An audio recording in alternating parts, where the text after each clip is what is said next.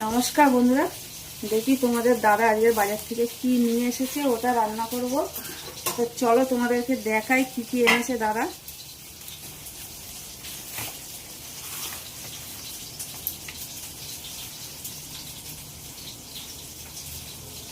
দেখো, এনেছে বোয়াল মাছ, চিংড়ি,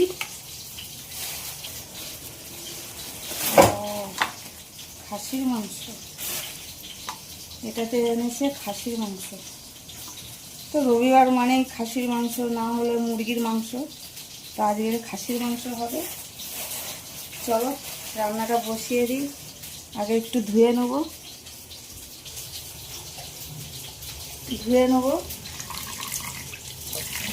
ধুয়ে নিয়ে তবে রান্নাটা বসাবো, তখন তোমাদের একটু দেখো।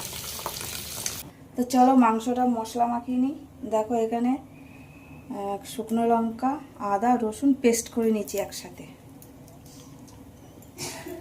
আর দিয়ে দেবো 2 চামচ জিরে গুঁড়ো, 2 চামচ জিরে গুঁড়ো দিয়ে 2 চামচ ধনে গুঁড়ো দেবো।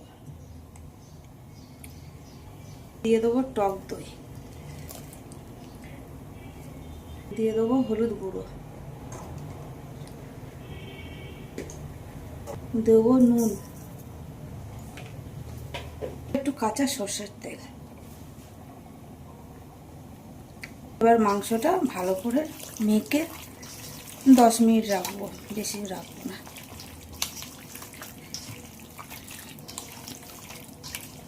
তো আমার 10 মিনিট হয়ে গেছে। এবার মাংসটা বসানোর জন্য গ্যাসটা জ্বেলে দিলাম, কড়াই বসালাম।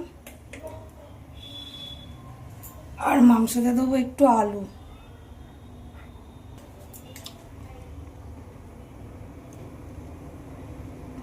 এবার আলুটা দেবো, ছেড়ে দেবো ভাজার জন্য।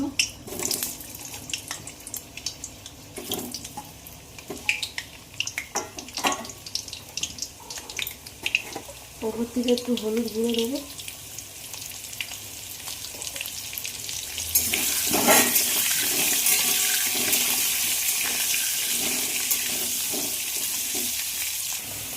দেখো আমার আলু কিন্তু ভাজা হয়ে গেছে একদম। এবার উঠিয়ে নেব।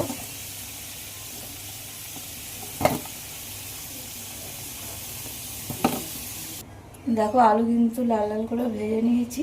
এবার ফোড়নে দেবো গোটা গরম মশলা, তেজপাতা, আর দেবো পেঁয়াজ।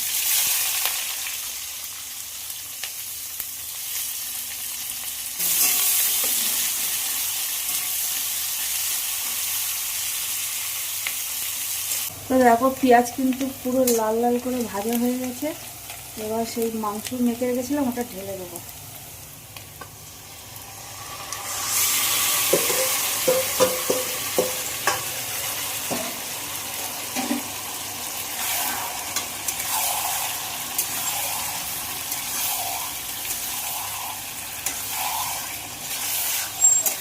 ঢাকা দিয়ে দিয়ে কষে নেবো মাংসটা।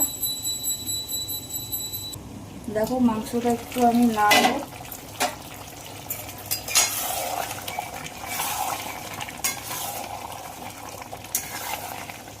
টমেটো কুচিটা দিয়ে দেবো, দিয়ে আবারও ঢাকা দিয়ে দেবো। দেখো আমার মাংস কিন্তু একদম প্রায় কষানো হয়ে গেছে। দিয়ে দেবো ভেজে রাখা আলুটা,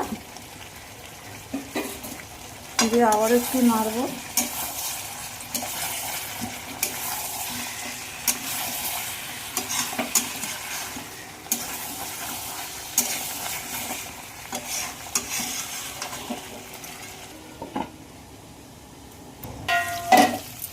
তো দেখো মাংস কিন্তু কষানো হয়ে গেছে।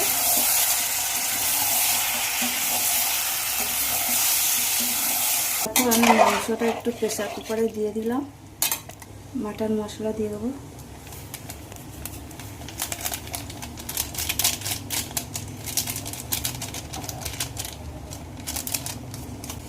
ঢাকনাটা বন্ধ করে 2টো সিটি দিয়ে নেব।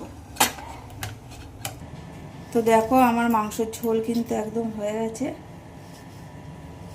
তো আমার ভিডিও যদি তোমাদের যদি ভালো লাগে, লাইক করো, কমেন্ট করো। আর আজকের আমার রান্নাটা কেমন হলো কমেন্টে জানিও। সবাই ভালো থেকো, সুস্থ থেকো, টাটা।